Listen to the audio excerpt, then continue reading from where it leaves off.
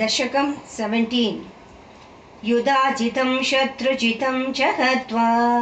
रणाङ्गणस्थानुतिभिः प्रसन्ना सुबाहुमुख्यान् अनुगृह्य भक्तान्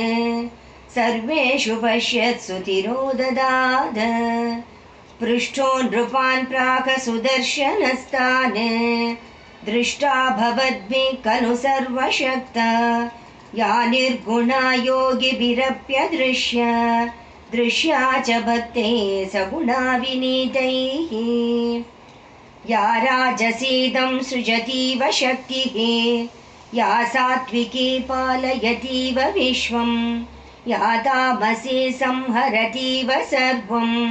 सद्वस्तु सैवान्यदसत्समस्तम् भक्तातिहन्त्री करुणामयी सा भक्तद्रुहां भीतिकरी प्रकामं वसन् भरद्वाज तपोवनान्ते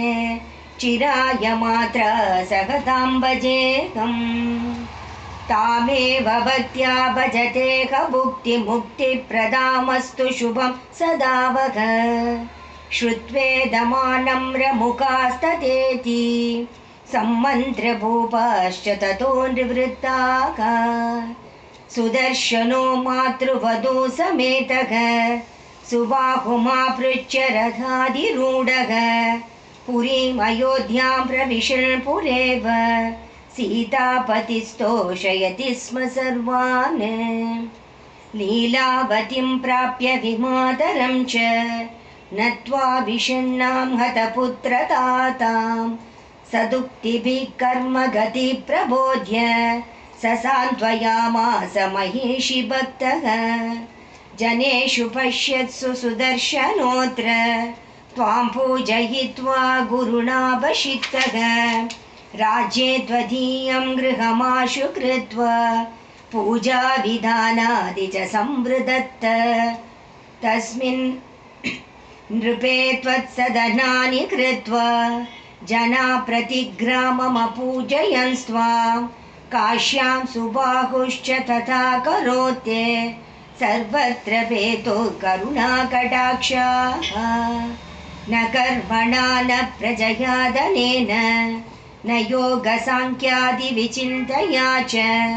न च व्रतेनापि सुखानुभूतिः भक्त्यैव मर्त्य सुखमेति मातः नाहं सुबाहुश्च सुदर्शनश्च न मे भरद्वाजमुनिः शरण्यः गुरुः सुहृद्बन्धुरपि त्वमेव महेश्वरी त्वां सततं नमामि